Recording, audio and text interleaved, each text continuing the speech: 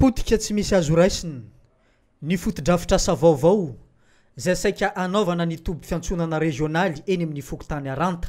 Vola tsy toko tsy foroana no nampiasaina nanamboarana ity fotodrafitrasa ity.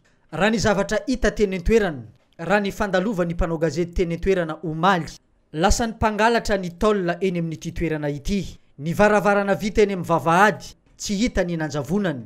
Ireo fitaratra izay manasaraka ny guichet eny amin'ny toby fiantsonana régionaly vaovao ity vaky niparitaka amin'ny tany avokoa. Miparitaka eny an-toerana ny maloto, lasa fanaovana maloto.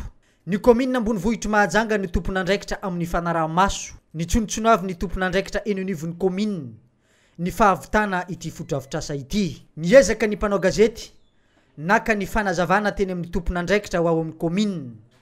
Nilaza izy ireo fa tsy mahatsikaritra ny commune Ambonivohitra Mahajanga izay tsy mandray andraikitra amin'ny fanaraha-maso itoerana io. Tsara ny manamarika fa efa saika vita avokoa ny zavatra rehetra tao anatiny ity trano izay anaovana ny toby fiantsonana régionaly ity. Ny fitokanana ny sisa tavela ka izao izy potika tsy misy miangana izao. Ny tsy fandraisana andraikitra atao ny fiadidin'ny commune Ambonivohitra Mahajanga ankehitriny no nahapotika ny fotodrafitrasa ho an'ny vahoaka izay fananana saika olovany taranaka faramandimby. Mibaribary ary tsy takona fenina tahaka ny bayakandrina, ny tsy fahaiza mitantana sy tsy fahaizana miasa atao ny tompon'andraikitra voalohany ao amin'ny commune.